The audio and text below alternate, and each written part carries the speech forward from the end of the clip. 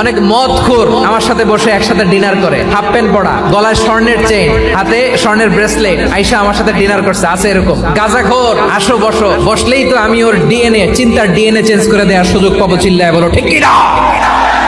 আমার অনেক হিন্দু পরিচিত ভাই আছে, ওরা আমাদের ইফতারির প্রোগ্রামে এসে একসাথে ইফতারি করে। বিশ্বনবী ইহুদির বাড়িতে গেলেন, আর আমার মুসলমান ভাই আমার কাফের বলে, এরকম আছে না নাই?